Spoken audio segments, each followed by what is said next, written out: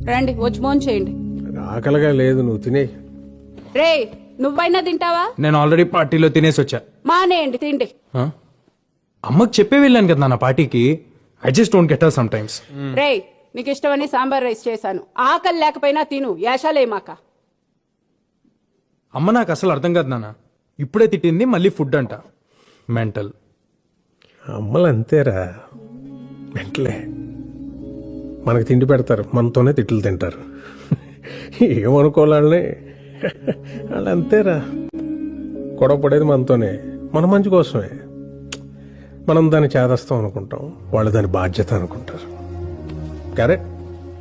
You know something, ఇంట్లో అమ్మో నాన్నో తాతయ్యో నాన్నమ్మో లేకపోతే ఇంకెవరు అడుగుతారా మన్ని తిన్నావా ఉన్నావా అని? వాళ్ళు ఉన్నప్పుడు వాళ్ళు వీళ్ళు తెలియదురా.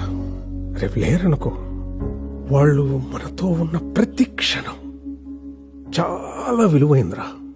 Treasure it. సారీ నాన్న, ఇందాక అమ్మ సడన్ గా తిట్టేసిందని. తిడతారా, పెద్దోళ్ళు అన్నాక తిడతారు, పడతాం. ఏమైంది? ఈగో ఎందుకు మనకి? అన్నది మనోళ్ళేగా, మన కోసమేగా. వాళ్ళు ఉన్నంత వరకేరా. వాళ్ళ చిన్న పిల్లలు, వాళ్ళు పోతే మన బాల్యం కూడా వాళ్ళతో తీసుకుపోతారా.